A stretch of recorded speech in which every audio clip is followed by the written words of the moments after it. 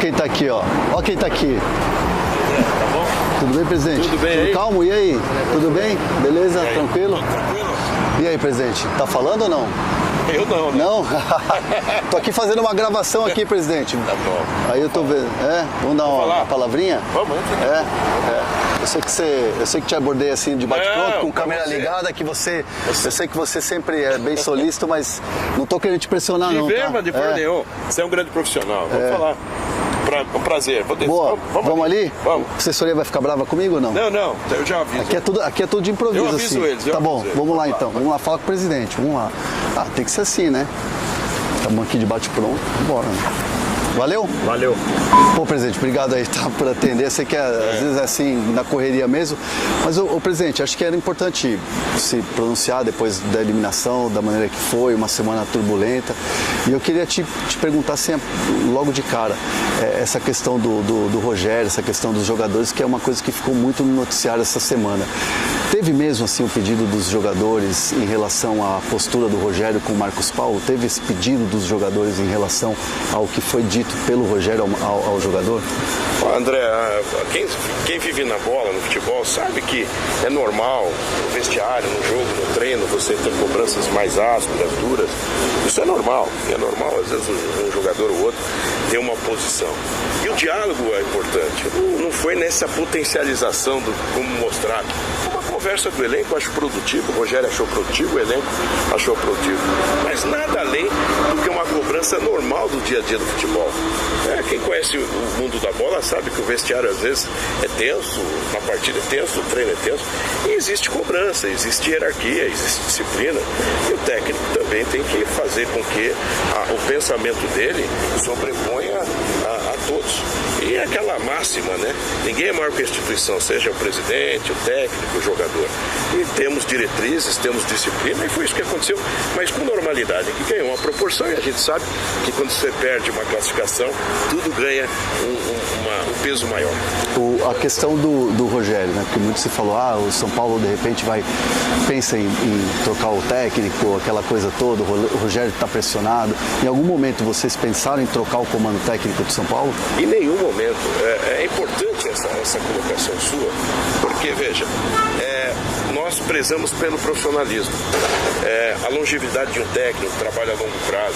No caso do Rogério, ele perdeu muitos jogadores por contusões, a maioria contusões traumáticas, de jogadores protagonistas. Veja, lateral direito, lateral esquerdo, atacante, meias, dá para escolher, sem contar os defensores, né? Arboleda, Diego Costa, Ferraresa. Então, foi um conjunto de situações que não seria justo você cobrar do Rogério. Se você perde na tua equipe, que é uma equipe competente aqui de mídia, de uma vez só, 70% do seu elenco principal, protagonista, vai talvez trazer um prejuízo para o seu trabalho.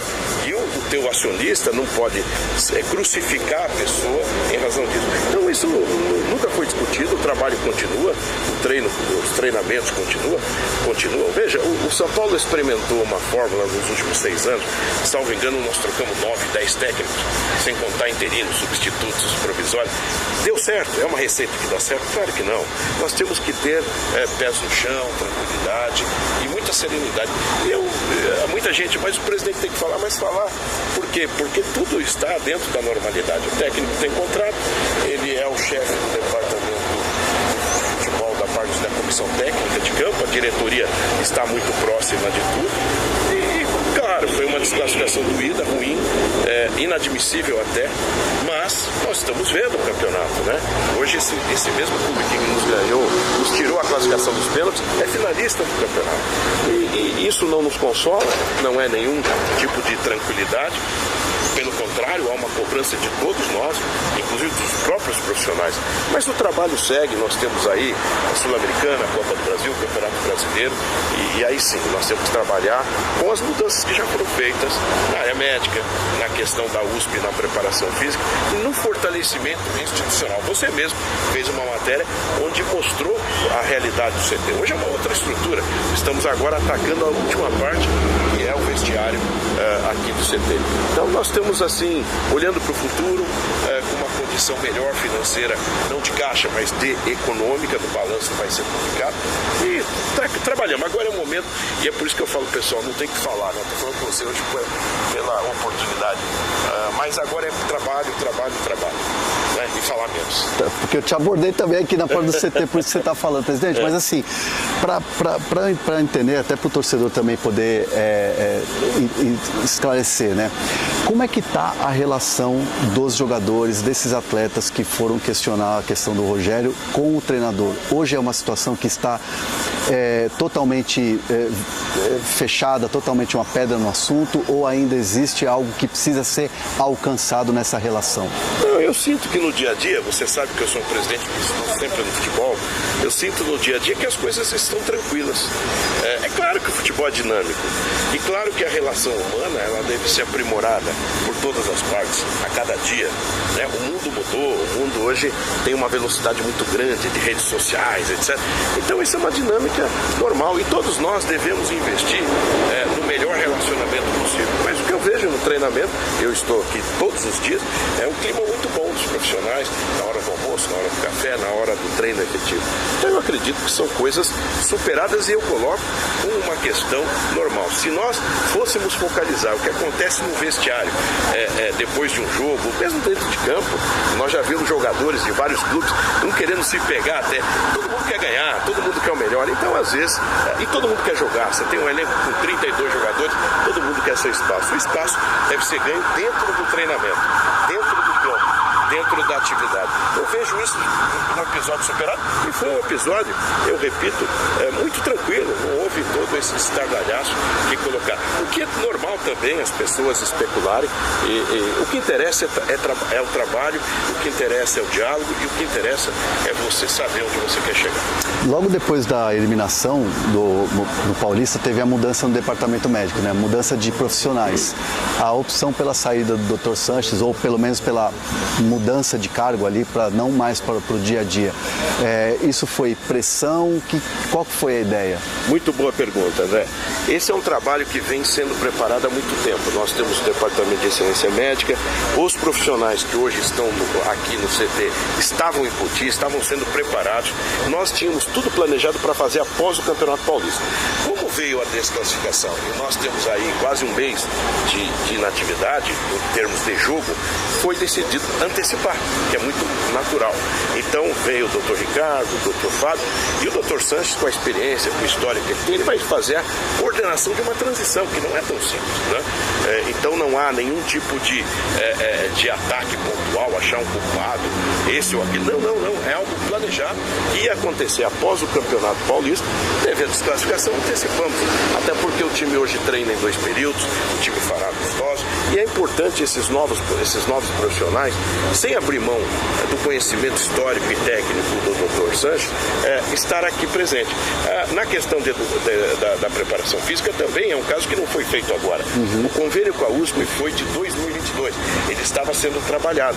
E esse é o momento de que nós iríamos implantar, tudo depois do Campeonato Paulista.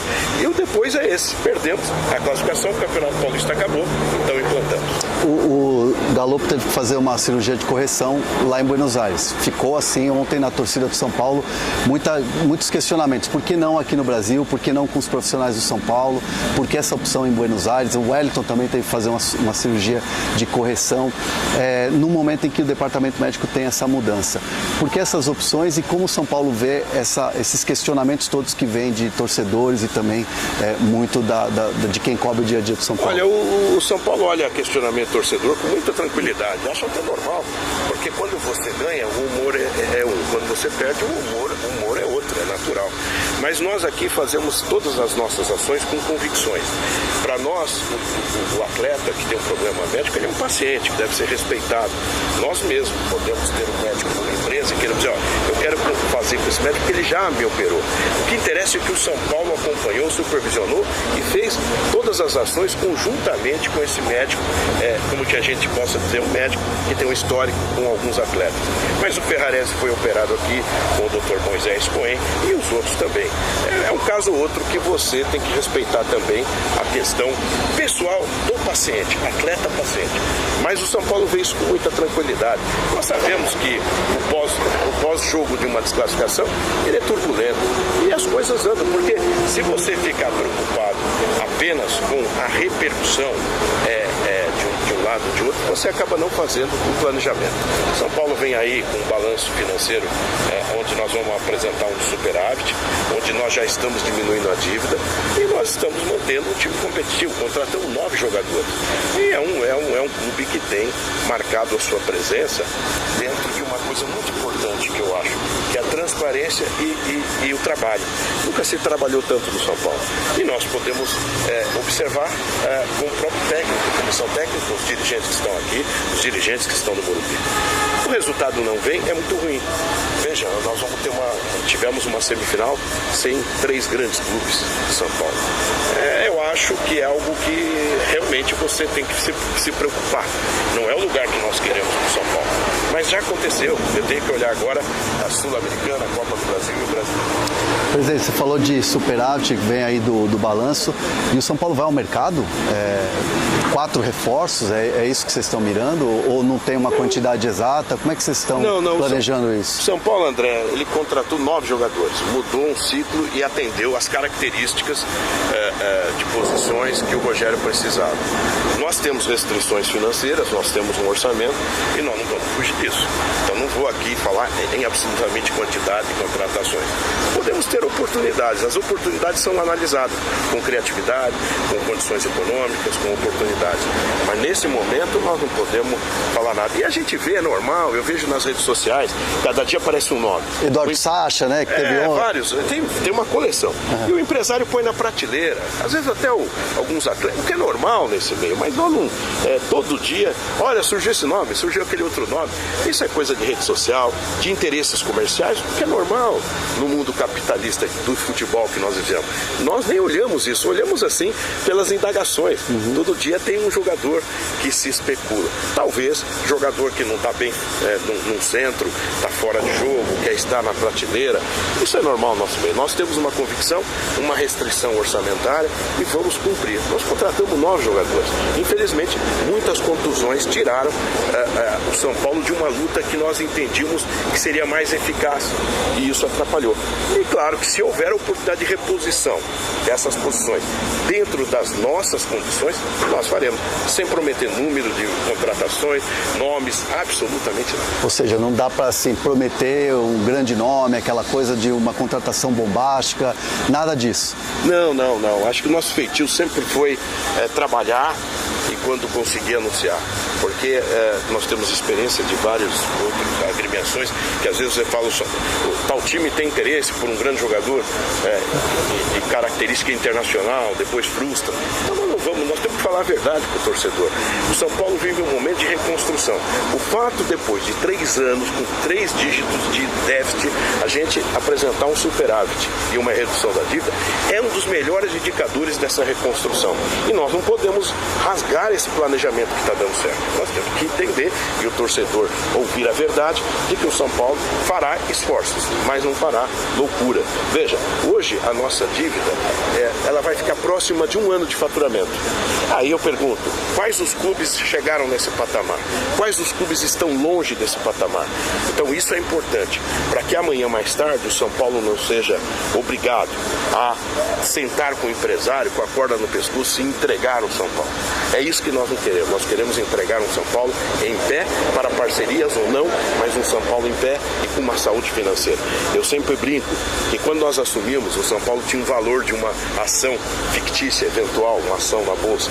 Hoje essa ação tem um aumento potencial de mais de 400% pelos resultados obtidos dentro e fora do campo. Dentro do campo, ganhamos um título em 2021 que nos tirou de uma fila. E eu sempre brinco, dizendo o seguinte, quando um co-irmão que estava na fila ganhou um título regional, parou o Brasil em comemoração. Então o São Paulo tem a mesma conotação da sua importância naquele momento histórico. Depois chegamos a 2 finais e a uma semifinal de Copa do Brasil. E esse ano começou agora, começou mal no regional. Quem sabe melhora no decorrer e no resto da temporada. Ô presidente, para fechar aqui, te agradecer assim, esse papo inesperado aqui de última hora. Muito se fala do São Paulo do ano passado não ter sido competitivo em finais, de precisar melhorar em finais, de ser melhor em campo nas decisões. Esse ano não chegou nem numa decisão, parou nas quartas de final. São Paulo andou um pouco para trás em relação ao ano passado, é isso que vai se cobrar principalmente do treinador? Não, o que se vai se cobrar é uma melhor performance, não tem dúvida de todos nós, é uma cobrança coletiva, não é só em cima do treinador, é em cima de todos nós que temos metas, dirigentes, atletas, todos, é um conjunto. Agora, em 2021 nós começamos muito bem, ganhando um título que nos tirou da fila, e depois o resto da temporada foi ruim naquele ano, né? Então nós esperamos que esse ano seja o contrário, que a gente melhore. Então o ano ainda estamos aí no primeiro trimestre, então nós acreditamos que podemos melhorar, e principalmente a nossa preocupação maior é o Campeonato Brasileiro, um campeonato muito difícil que nós temos que nos preparar. Então essa é a grande realidade. Agora, o time que chega a várias finais, chegou em duas e não ganhou, é reflexo de um tempo que o time não chega a finais. Ele tem que se acostumar de novo a disputar finais. E se acostumando a disputar finais, ele vai ter mais chances de conquistar um título ou outro dentro desse complexo mundo do calendário do futebol brasileiro. Mas eu vejo algo que não era diferente do que imaginávamos antes de assumir. Um clube que estava numa situação terrivelmente difícil, ainda com restrições, claro, mas que quando eu olho para trás, ele melhorou muito. Quando eu vou ter um balanço que apresenta um superávit, depois de 3 anos de 3 dígitos de déficit e a redução da dívida, e contratando, como contratamos 9 jogadores, é sinal de que o São Paulo começa a trilhar um caminho que deve seguir.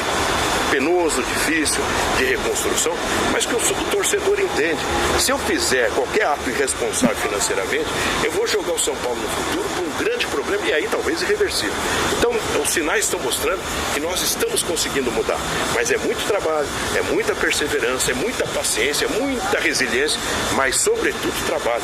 O trabalho está sendo feito e vai continuar assim, sendo feito com verdade, com trabalho e com muito diálogo. Por isso que eu tenho falado um pouco, que nesse momento, a mensagem que eu quero dar para os profissionais é trabalhar menos, trabalhar mais. E é isso que nós estamos fazendo. Valeu, presidente. Obrigado mesmo. Bom trabalho. Valeu. Valeu, gente. Valeu. Valeu.